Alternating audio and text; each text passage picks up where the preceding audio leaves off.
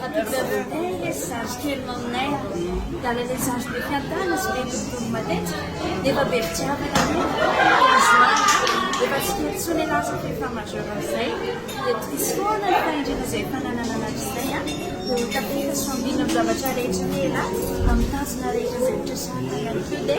raha eo amin'ny asana ihany koa amin'ny avisana azy ohatra ny mampiany vaky izany ihany koa dia liny izay fahitana io izay koa mety foana noana indrindra no izay vita ho any alahy Zoky mety foana tratra misy ilaina afaka hitantarana izay mahazo anao efa marina tsy rehefa mbasaina manao ilay vaky fampianarana daholo nylegilegieny amin'ny avinao anazy inany fa mety izay fa hoendy atranonao dia tazony izay totosaina nanao dia minatra mafiany fa tsy mandeha indrindra fampiasana dia zareo fa Zoky eto foana lamitra misy kakao dia matika anao izay fa mitory somatsara mikasina izay karamaty atsany afa-tsy tsara manao izay ilay sobe avatsika amin'ny Zoky dia taona aveo miasa tsara. Merci beaucoup.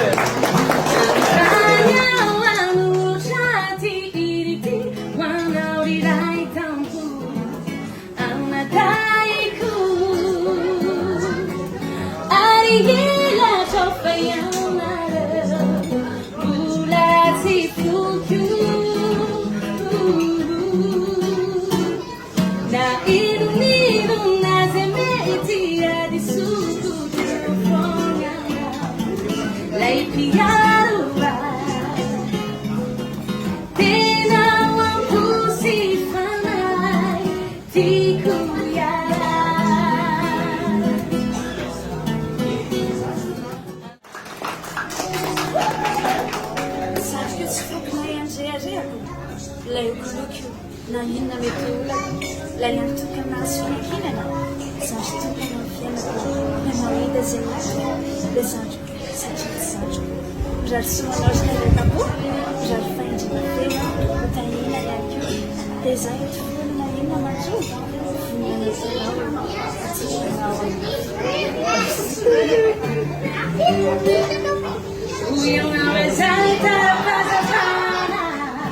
le tare non si chinano,